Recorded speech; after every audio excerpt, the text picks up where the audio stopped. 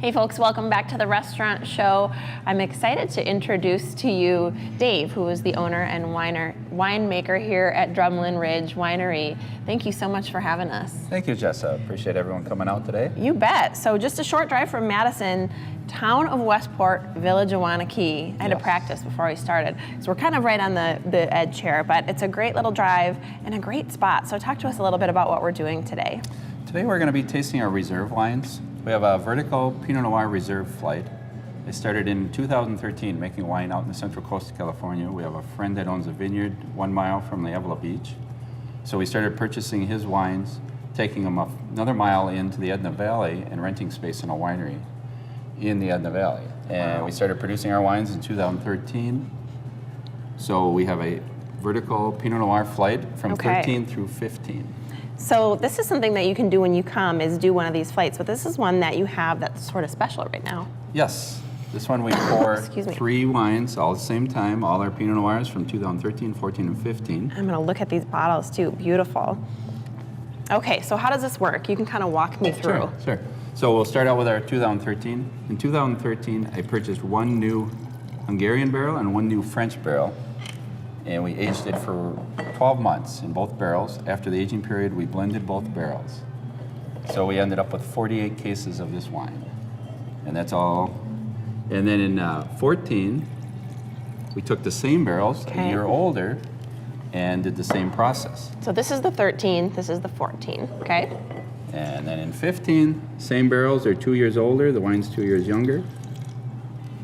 Same process. So as we go through the tasting, the 13 is going to have a lot more predominant oak notes, butterscotch, spice out of the Hungarian oak, and then each year the oak notes soften, and the wine is also a bit softer. Even though it's younger, it's softer just because of the barrel aging periods. Interesting. Okay, so let's try this.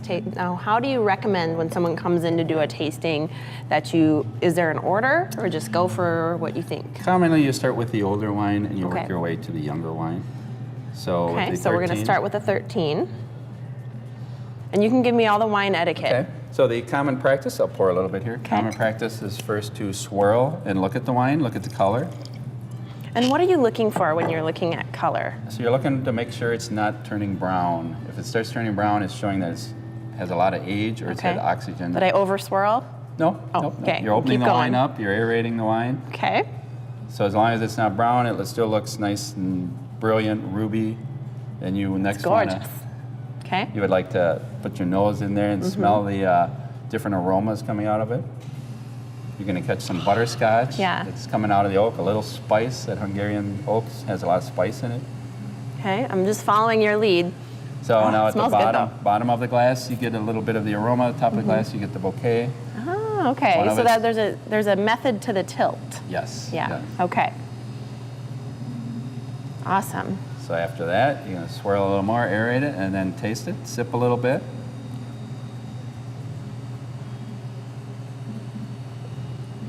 Work it in your mouth, and just see how the finish. If it's a real long finish, a lot of different aromas in your mouth. I like it. I think I like it more now because I'm doing it right. It makes it more fun. Awesome. Okay, that's really good. Now, when you do this, do you typically want to finish this glass, or you move back and forth and try different I would suggest moving back and forth, because you may find that as you move, this one's opening up a little more. When you come back to it, it's going to have a little different taste to it. Yeah, I'm thinking it's fun to kind of compare. Okay, so remind me on the 14. So the 14, every year is different in the growing season. As we were working through the vineyard, it became drier each year up until 15. I'm going to do my swirl while you give me this spiel. So the drier it is out there, the more concentrated your grapes are, the less the production is, because it's more concentrated, less growth. Yeah, it smells really different. Yes. Okay. So the barrels are a year older, so we don't have as much of that predominant vanilla butterscotch. It's a little softer. Right. But now the grape starts coming through a little stronger. It's not as overpowered maybe by the oak at first.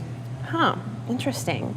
Yeah, they are pretty different. I wasn't sure how different they would be. Yes. Now, before we move on to the next one, I want to make sure we mention a couple of things. So you have other tastings that people can do here. Yes, we do. You also have, as you can see, some food. So some small plates are here today, and you have quite quite a list, but what do you have here with us now? We offer a nice small place menu pairing with our various wines. Today we brought out our baguette, sliced baguette with olive oils and tapenade. We had many French exchange students over the years, and we were given the grandmother's recipe for ripe olive tapenades. So we brought that through here. That pairs great with the different flavors in the Pinot Noirs. Right. We've also brought out our liver pate. Beautiful presentations too. We like to put the herbs of Provence on the liver pate, Okay. which also pairs very well with our Pinot Noirs. Wonderful. Okay, so let's move on to the third wine here, and tell me a little bit about what I should expect different from the other two. As the barrel notes soften and the grapes start to more predominantly bring through the fruit, we start to notice some cherry cola. Yeah, you were saying that before we started. Yep. So interesting. So I remember the old bottle caps, the cherry cola bottle caps. Yes. You start to notice notes like that in the wine. Okay, and give folks at home, before we head out to break here, just a little sort of, I said before we started, give me the elevator pitch, but it's such a beautiful spot. What made you want to start this winery? Back in 1991, I was picking apples in our apple orchard. Yeah. We were producing apple juice, and a friend stopped out. He suggested that maybe I start making some wine from our apple juice that we were going to be freezing and drinking over the year. I do taste the cherry cola. So the family friends passed it on, and my grandfather passed it on to him to start. So. Wow, incredible. Well, obviously more to the story than that, but we're so Yes. glad that you decided to do this because it's such a beautiful spot. Great wine. We're going to come back and do another flight at a later time, so you have to make sure and look for that. But thank you so much for having us today. We Thank you, appreciate it. It's been a pleasure. Thanks for watching. We've got more Restaurant Show coming up after the break, so stay right there.